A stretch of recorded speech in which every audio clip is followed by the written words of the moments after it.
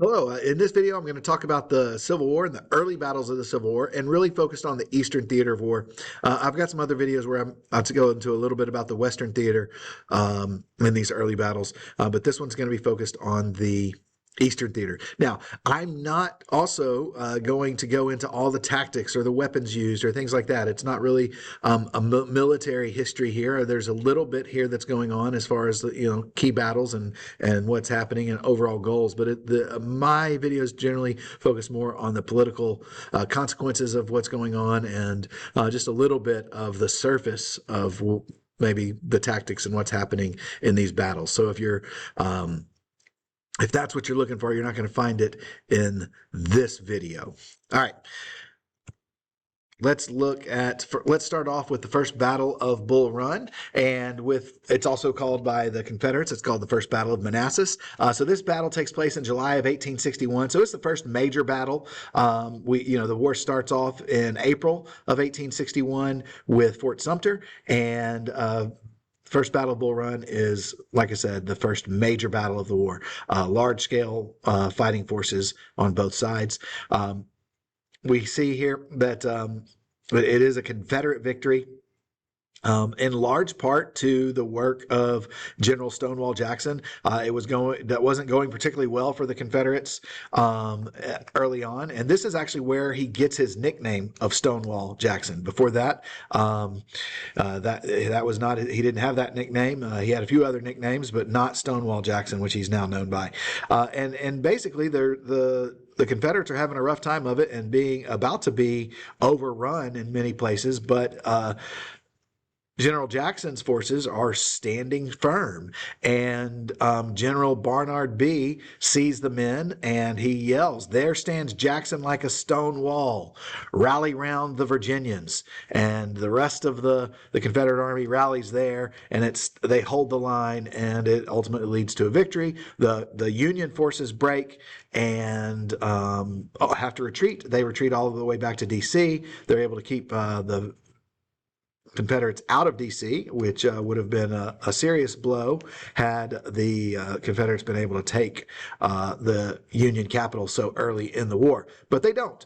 And so one of the things you'll also notice here is this picnic image. You'll often hear about the Battle of Bull Run, that both sides really, and especially many Union, they felt like they're going to supporters, they're coming out to watch this battle, and they expect the Union Army to win, and perhaps this will show the Confederates that the war's over, and that there's no sense in doing this.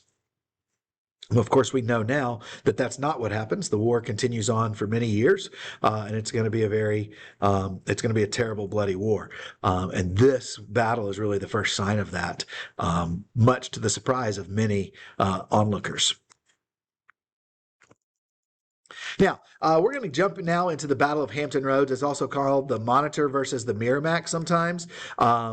It's actually the USS Monitor versus the CSS Virginia.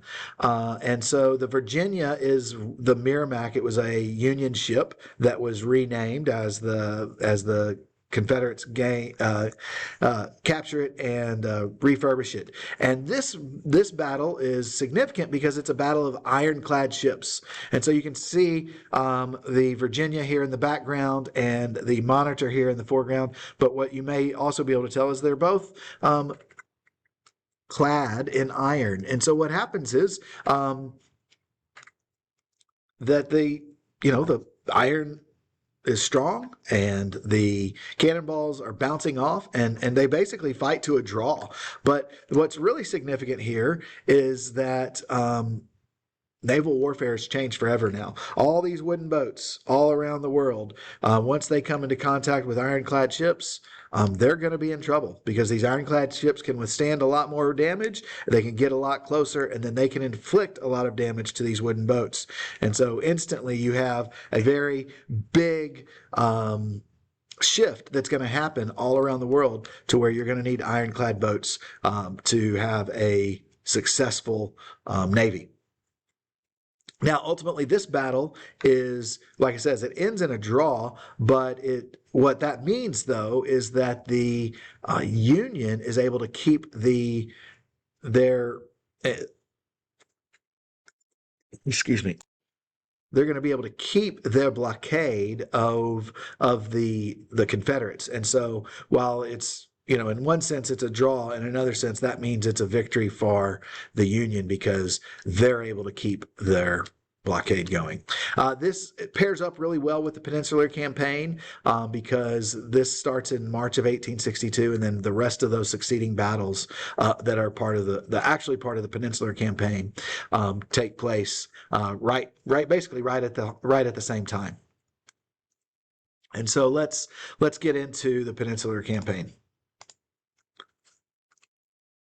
So the Peninsular Campaign, you can see here that we've got, this is the peninsula we're talking about here on the coast of Virginia, the eastern seaboard of Virginia. And here is Richmond in red. And so the fighting of the Peninsular Campaign takes place all along here.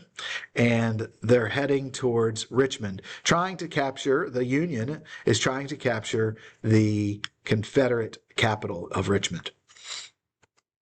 Now, looking at this image, we can see, okay, so the Battle of Hampton Roads happening here, and then we've got the Battle of Yorktown, and then the Battle of Williamsburg, the Battle of Seven Pines.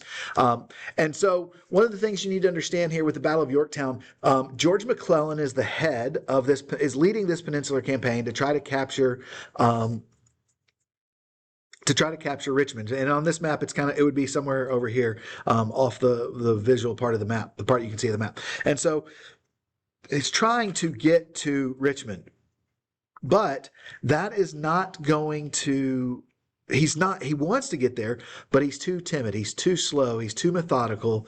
And he just moves too slowly. And so at Yorktown, when the Confederates were far outnumbered, instead of attacking and engaging the attack immediately, he sets up a siege. You notice it's April 5th to May 4th. So he sets up a siege, and it too slow. That gives the Confederates time to withdraw. They actually withdraw to Williamsburg.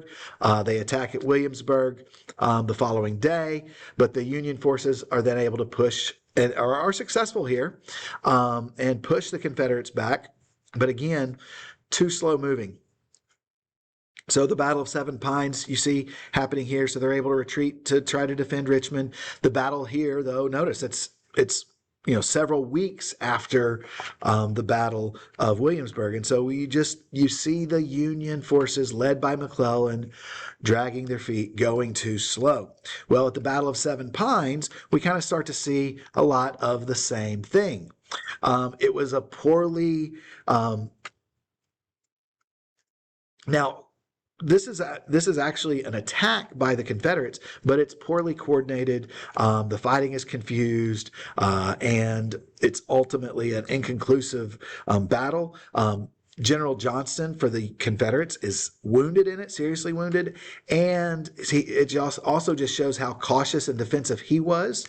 And so he's going to be replaced by Robert E. Lee after this. And Lee is going to obviously prove to be far more aggressive.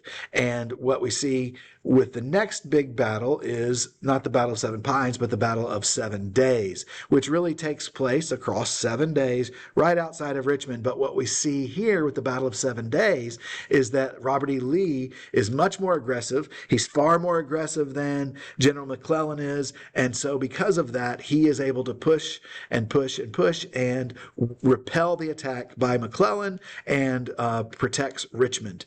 And so this is going to be very important for the Confederacy and a major shortfall by McClellan. And so we see that the Peninsular Campaign was a great opportunity for the Union, but it was lost because of their timidity, how timid they were in attacking.